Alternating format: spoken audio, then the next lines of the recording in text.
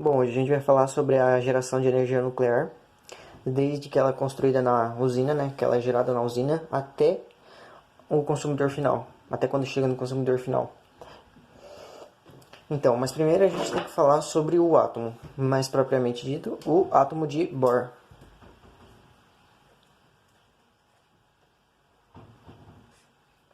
Por que o átomo de Bohr? O átomo de Bohr foi uma das principais descobertas, né? A última descoberta sobre o átomo. Ele foi o último que estudou e formulou esse modelo. E qual seria esse modelo? Seria um modelo onde os prótons, onde o núcleo desse átomo teria prótons e nêutrons, onde prótons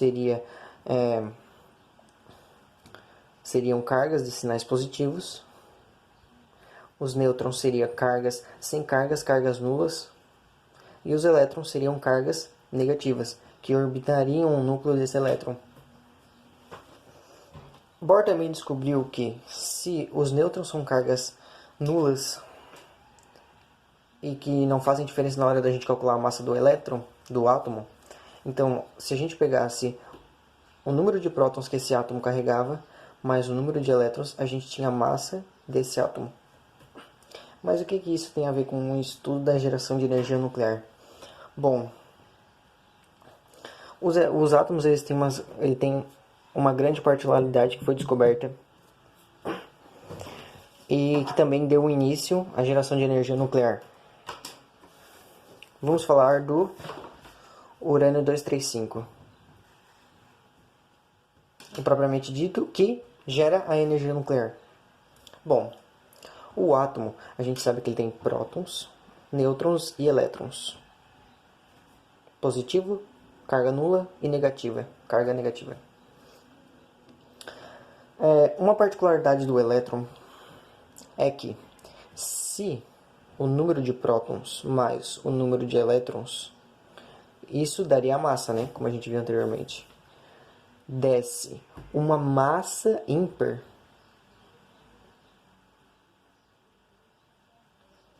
esse átomo ele seria muito fácil de fissionar. O que seria fissionar? Seria quebrar em dois outros pedaços de átomo. Mas o que é fissionar um átomo? Como se fissiona um átomo? Bom, primeiro a gente tem um átomo propriamente dito aqui,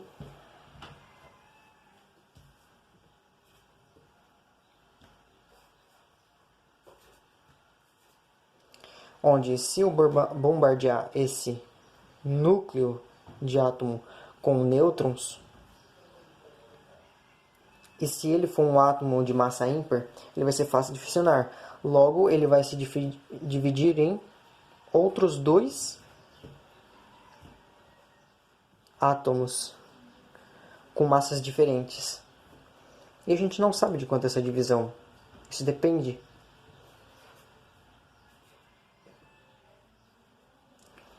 Ele se transforma em dois outros átomos quando eu bombardeio o núcleo com nêutrons.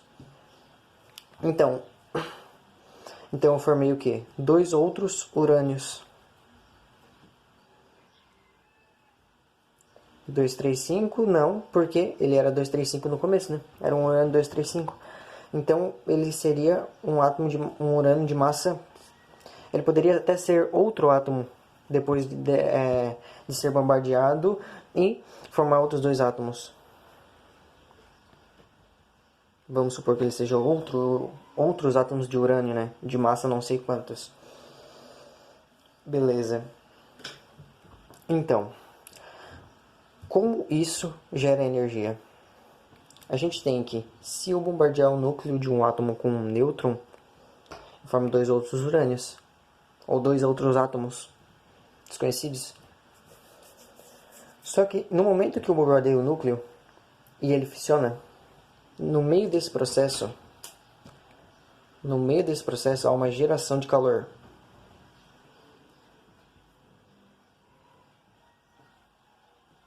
Há uma geração de calor no meio desse processo. Logo, se há geração de calor, a gente pode presumir que essa geração de calor pode ser transformada em energia pelo princípio da conservação de energia, que foi postulado por Newton em energia mecânica.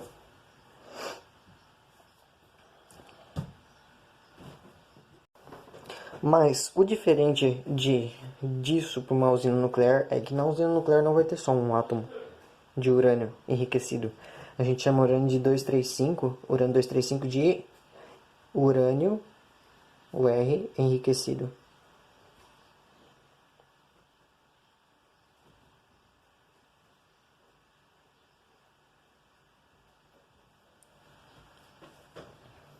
Urânio enriquecido.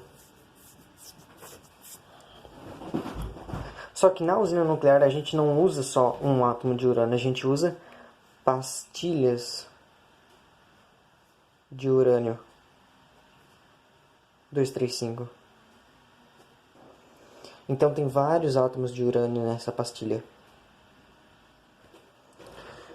Então vamos lá para a usina propriamente dita. A geração de energia nuclear, ela começa da seguinte forma. Bom, aqui eu tenho onde ficam as pastilhas. Aqui eu tenho uma água que desce por aqui.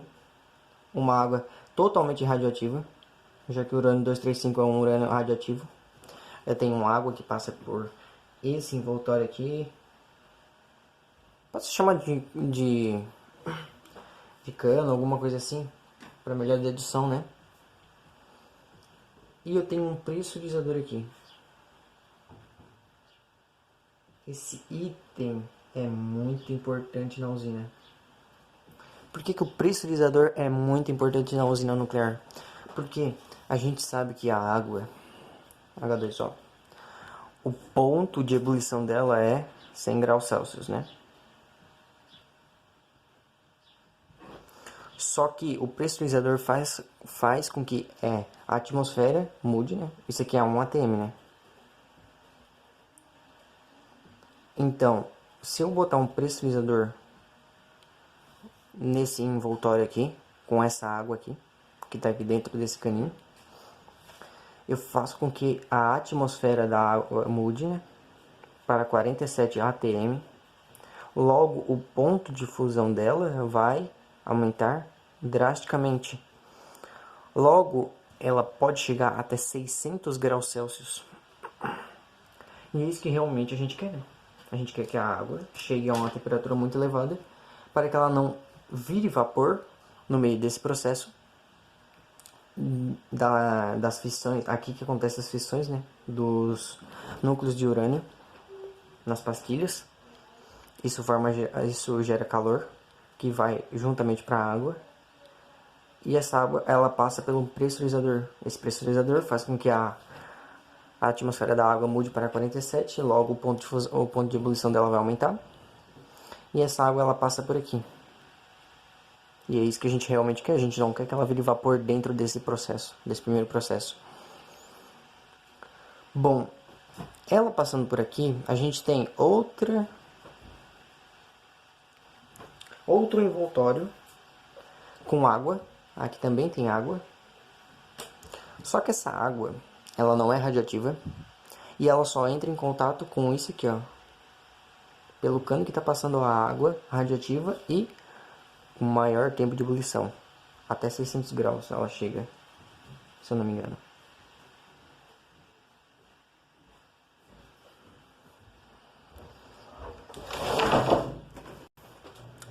Logo, como a água que passa por esse cano está altamente quente, muito quente, até 600 graus, ela faz com que a água desse envoltório aqui vire vapor. E essa água aqui virando vapor, existem dois processos depois que ela vai para um processo aqui e vai passar para o outro processo aqui. O processo daqui é o reservatório dessa água. E o processo dela que virou vapor, ela vem para cá. Esse aqui são turbinas. Então, o vapor da água gerado por esse envoltório vai fazer movimentar as turbinas, que vai ir para esse outro envoltório e aí vai fazer uma separação. Ela vai um pouco para cá e um pouco para cá. Aqui seria o gerador. o gerador da usina. Ele que vai distribuir a energia gerada nesse processo todo aqui para as residências, os consumidores. Parte do processo ela volta para o mar. Como não é uma água radioativa, não tem problema ela voltar para o mar.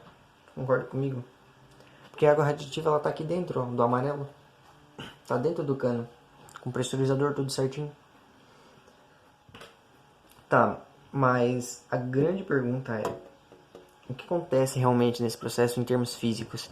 Em termos de física, como a gente tem uma grande quantidade de calor gerada aqui pelo bombardeio de nêutrons no núcleo de urânio 235, como a gente tem uma grande geração de calor, a gente fala que essa geração de calor vai passar para esse processo, né, pressurizador, e vai fazer com que isso aqui vire vapor, ou seja, mudança no estado físico da água. Então a gente tem o calor, princípio da termodinâmica e conservação de energia. Conservação de energia, postulada por Newton. Então eu tenho que o calor gerado por isso aqui se transforma em energia mecânica, já que movimenta as hélices que estão aqui, as turbinas. Então eu tenho que o calor gerado se transforma em energia mecânica, que juntamente se transforma em potência. Equacionando isso, eu tenho como o calor sendo a massa vezes o L, que seria uma constante dependendo de qual fluido que a gente esteja falando. Transformado em energia mecânica seria energia cinética mais a energia potencial. E transformado em potência, que seria o trabalho sobre o tempo. Então, isso seria o equacionamento físico de toda uma usina nuclear. Mas muito se fala de segurança. Vamos comparar com Chernobyl. Tem até uma série agora que lançaram sobre Chernobyl e que falava sobre a usina, como ela explodiu. Bom, o que Chernobyl usava era um reator chamado RBMK. RBMK por quê? Porque era um reator que era feito inteiramente de varetas de boro e grafite. Porque concorda comigo? Se o urânio 235 ele fica fissionando dentro do envoltório de contenção, se ele fica fissionando, quem controla esse processo? Bom, a gente usa um controlador. No caso, o controlador de Chernobyl era as varetas de boro e grafite para controlar o processo de fissionamento e não sobrecarregar o sistema. Já nos atuais, no caso do Brasil, esse reator a gente chama de reator PWR, que seria um reator de pressurizador de água. A gente usa a água como contenção desse processo. E o pressurizador também, né? A gente usa o pressurizador e a água do processo para conter o fissionamento inadequado dos átomos de urânio, para que não aconteça a explosão da usina como foi que aconteceu em Chernobyl. O que acontece em Chernobyl foi um grande exemplo para as usinas que surgiram depois. Por quê? Em Chernobyl o desastre aconteceu porque era um reator RBMK.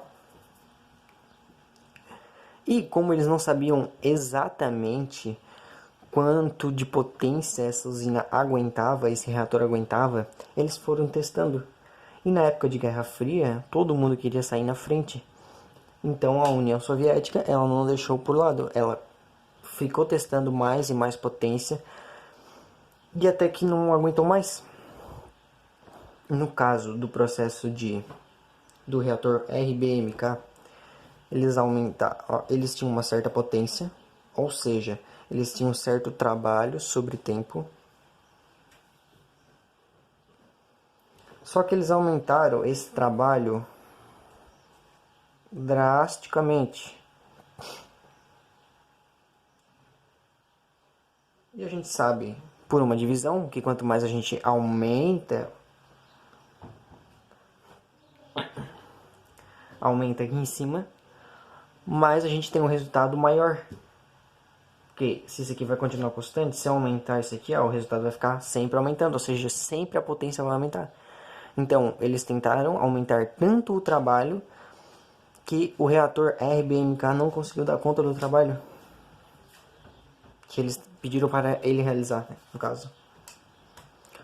Logo, não foi suficiente só as varetas de boro e grafite do reator para conter tanto trabalho, ou seja, tanto fissionamento de núcleo de átomo de urânio 235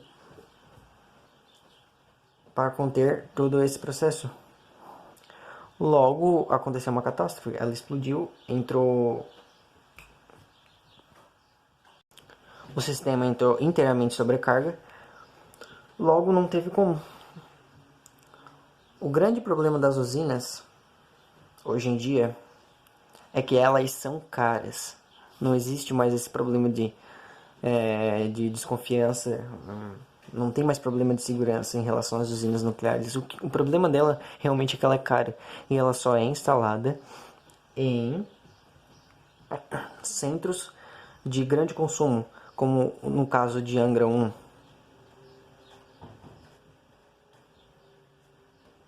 que pega a parte de São Paulo, Minas Gerais e Rio de Janeiro. Grandes centros consumidores. Outro problema é que pela água sendo vaporizada aqui e ela voltando para o processo aqui, ela voltando aqui, ó, a água que gera vapor vai para cá por uma outra contenção, envoltório de contenção. E depois essa água ela vai direto para o mar. E essa água está muito quente, então o que ela pode fazer? Ela pode matar a vida marinha do local. Então esse é um dos grandes problemas da geração de energia nuclear.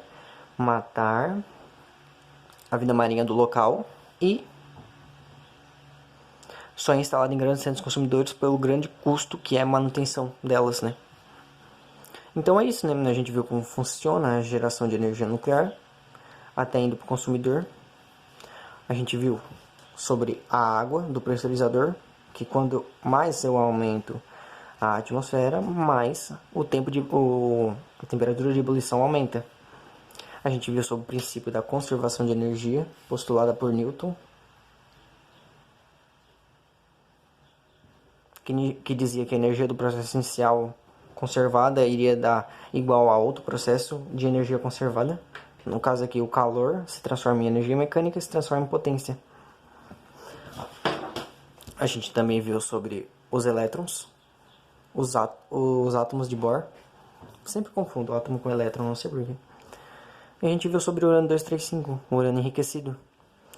E o fissionamento desse urânio.